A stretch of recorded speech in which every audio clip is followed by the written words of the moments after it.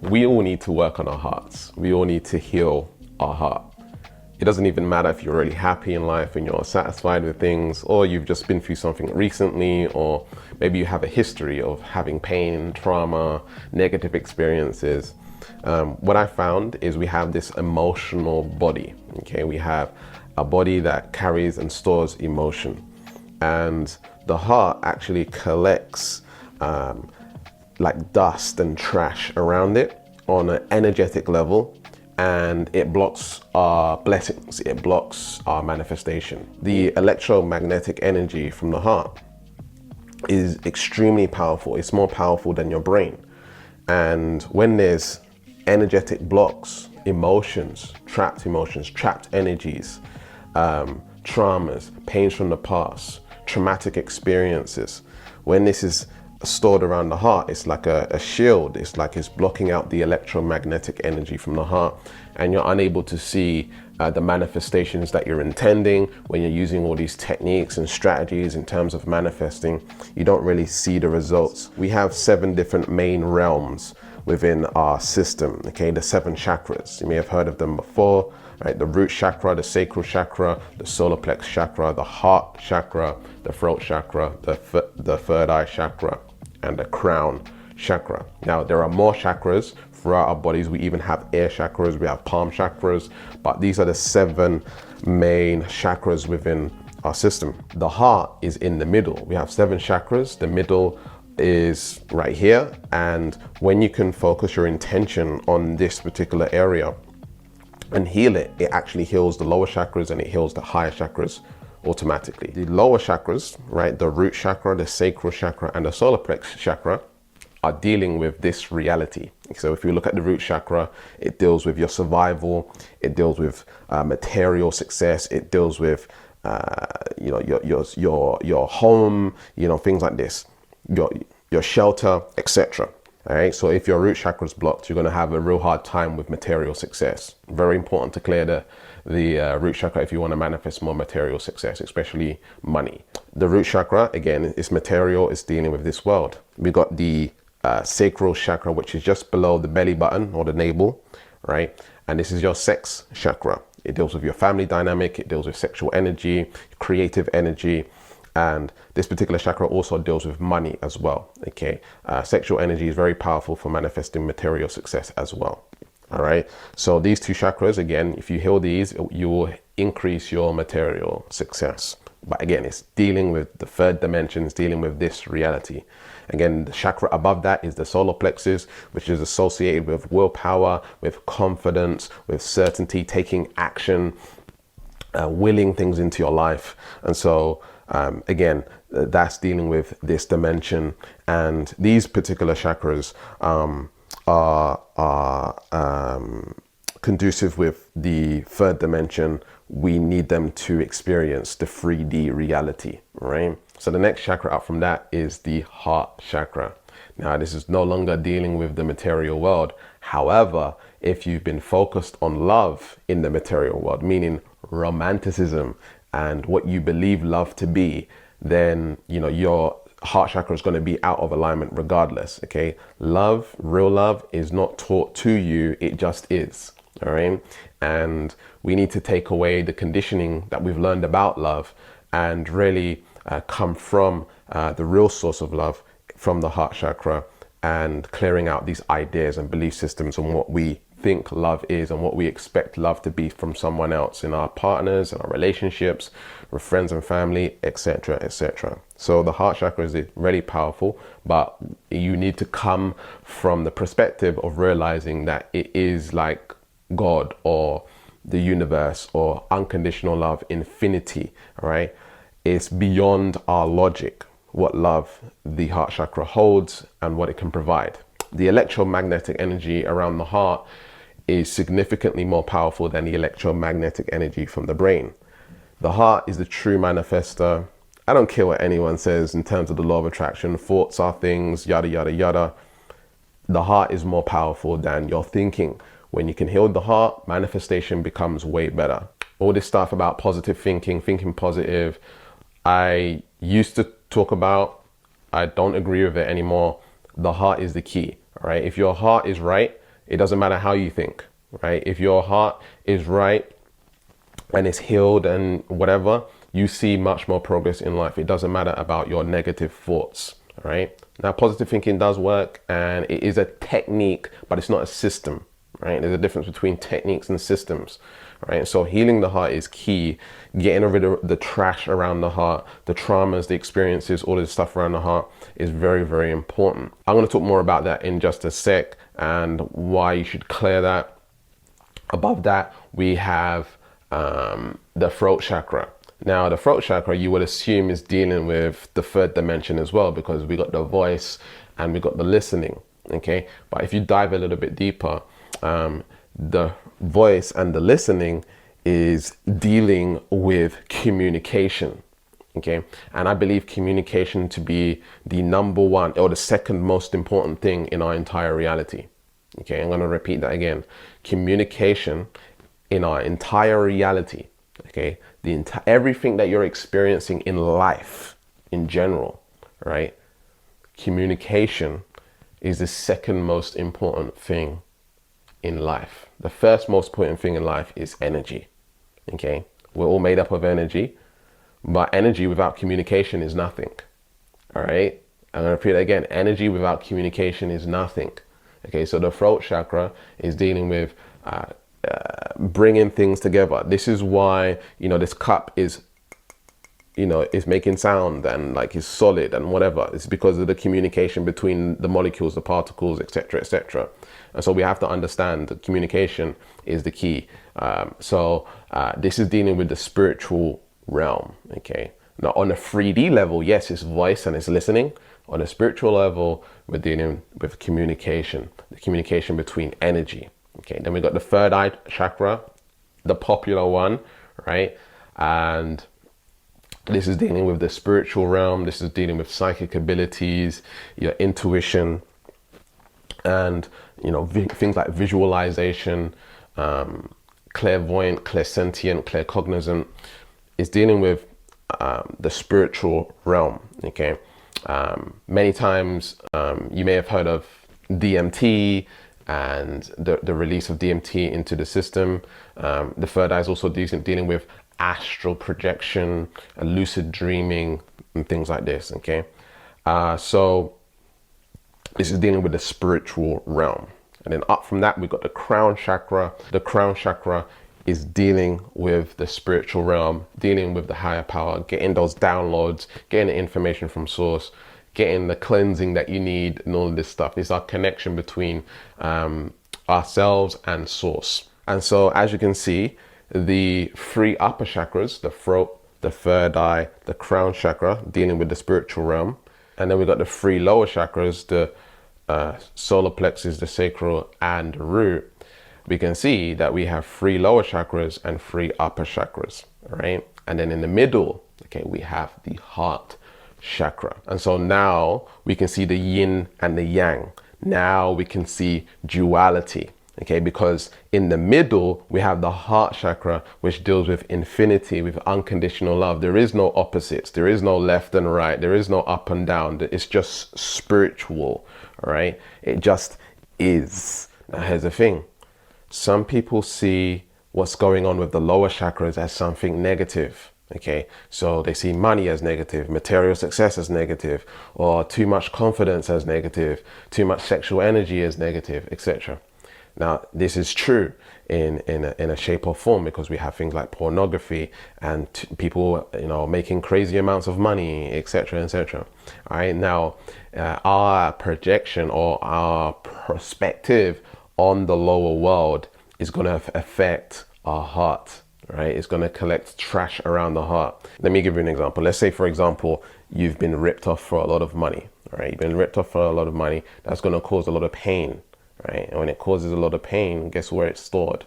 Around the heart as trash, right? So now the electromagnetic energy from the heart in terms of manifesting what you want into your reality is being blocked. You are not able to manifest as powerfully. Let's say we're going to the sacral chakra and you've been through something in your family. Maybe you was narcissistically abused. Maybe now you're codependent. Maybe now you've had a divorce or breakup or whatever it is, right? Again, this emotion, this trauma or traumatic experience is stored around the heart, and it blocks your blessings. It blocks your success in life. Okay. And it will create reoccurring cycles in your life. Okay. And there's a reason for this. I'm going to explain this in just a sec. All right. Let's go to the solar plex. Let's say, you know, the way you was brought up, you know, you're kind of shy, you're not as confident as you could be. And then, for example, for me, I was reading a book in class, and because I couldn't read well, the kids started laughing at me and I felt very uncomfortable. And so that was a traumatic experience for me. And ever since that point, I kept on affirming to myself, I'm not good at reading, I'm rubbish at reading.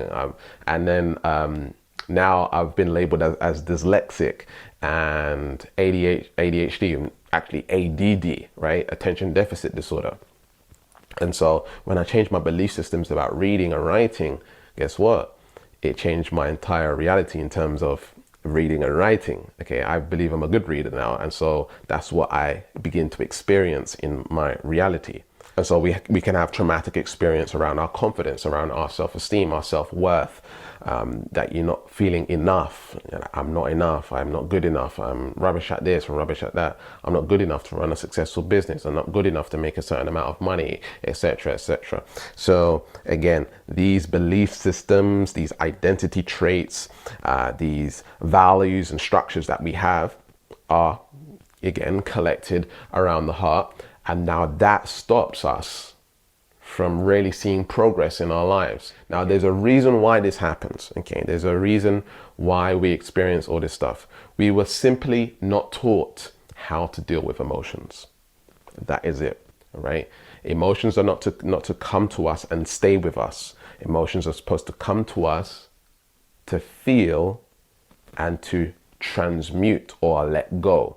I just want to give you an example. Us as human beings, we're not supposed to hold on to things, right? We're supposed to just experience. You know, like you're watching me right now on YouTube. You're watching me right now on YouTube and you're experiencing me, right? You're experiencing the video. You're experiencing the YouTube logo on your screen and whatever it is that you're watching on. You know that you're watching something, right? You know that you're aware of a screen. You know that you are looking at something that's been recorded, right? You know that you're hearing audio and it feels comfortable and normal to you, all right? However, it's outside of yourself. It's like you're looking at a screen, just like if you're going to a theater or a cinema or you're watching your TV, you know you're watching the screen, you know it might not be real or whatever it is. Well, this video is real because obviously I'm recording it and it is reality. But when you're watching a film or a comedy program or whatever, you are watching a screen and you know it's not 100% real, right? So you're watching it and you are observing it, right? You are not in it. You are not experiencing it. You are not attached to it. Now, film producers, they will use music and they will invoke emotion to make you feel a certain way so you become a part of the movie, all right? I highly recommend, if you get very involved in things like movies and programs, not to get involved with it too much, because now you're taking on the emotions and stuff that you shouldn't be taking on. That's why a lot of people say not to watch the television, telling lies on your vision, all right? So when you're watching TV, you're supposed to be, well, if you're someone that watches TV, it's better to be disconnected and watching and observing it and enjoying it, right? And being aware of your emotions and how you feel, all right? So now when it comes to you watching this video, you know there's like a sense of detachment. Guess what? We are supposed to do the same with our emotions. So let's say, for example, you experience a traumatic experience. Obviously, we wasn't taught this stuff. Maybe a divorce, for example. You're supposed to see it, observe it. You're supposed to feel the emotions. You're supposed to process them. And guess what? You are supposed to learn from the emotion. This is the key. Most people don't learn from it. It's teaching you something, and your job is to transmute those emotions, transmute it and use it to facilitate something positive. Okay. Energy can't be created or destroyed. We are supposed to use negative experiences to better ourselves, to better our lives, to use again in the future to create a better life. Okay, so a divorce, for example, you probably learned a lot from this experience, and you know you don't want this type of person again. And so what is it that you do want? You're now learning what you do want, what you would prefer, etc. Maybe not right now in that moment as you've had the divorce, but there's a lot of emotions and stuff behind it, and it's teaching you something. The negative is never ever bad, right? It's always teaching you something. Now we can look at things like the Holocaust or like slavery and things like this, right? What would something like that teach us? Well, from my personal experience, I took the ayahuasca, and the ayahuasca took me back to slavery. And it was the worst experience I've ever been through in my life. Okay, it was horrific. And people do not genuinely understand how deep and painful slavery was for over 400 years. People do not get it. I went back and felt it, and felt what it felt like during that time through taking the ayahuasca. And when I say this traumatic experience is passed down through generation to generation to generation to generation to generation, this is what the ayahuasca showed me. Okay, through visuals, through seeing visuals, right? It showed me how it's passed over through the DNA, through the emotional system, through the parenting, etc. It's passed over and over and over. And guess what that taught me? It taught me that I need to heal that within, right? That I need to heal that and stop that from moving forward into my life, into my kids, into future generations. Once I heal it within myself, I heal it within others. And so during that experience, if you know anything about ayahuasca, I purged up my ancestry, meaning I vomited, I purged up my ancestry, I healed my past. And as I done that, I saw my ancestors celebrating and dancing, and they were happy that I was releasing this pain that was inside of myself. Lo and behold, I had no idea this pain was so deep rooted inside of me. Okay, so sometimes pain is hidden. Sometimes pain is ancestral. Sometimes the pain around your heart is not even yours. It's from your history. It's from past generations. It's from your parents. All right, we hold on to stuff within our DNA. All right, this is very complicated stuff. You know, it's not necessarily scientifically proven yet. I actually got a package, as you can see. So I forgot what I was saying now. Yeah, so it's not our fault. So it's not our fault that we, you know, go through these things necessarily, but it's our responsibility to deal with it. And so through doing ayahuasca, I dealt with a lot of stuff, a lot of trauma from my ancestry, and I healed that. And you know, it's very liberating going through that experience. So what's something in your life right now that you need to heal? What's something that you need to let go of? Because again, like we spoke about, the heart is, once you heal it, it actually heals the lower chakras, right? When you heal your heart, you're healing your lower chakras. You're healing your higher chakras as well, right? And so if you're wanting to see more progress in your life, okay, and you want to see more results in your life, you want to heal the heart, because it heals the lower chakras. It will develop more confidence, more esteem, more self-worth, right? Can you think about all the relationships and traumas you've been through, right? You heal that, it increases your self-worth, right? It increases your libido, right? It increases your creative energy because you're not holding on to so much stuff. It increases your material success because you're not holding on to so much stuff. When you hold on to stuff, you don't create room to collect more. Does that make sense? But how do you actually do it? It's like I said, there are lessons, right? There are lessons in it.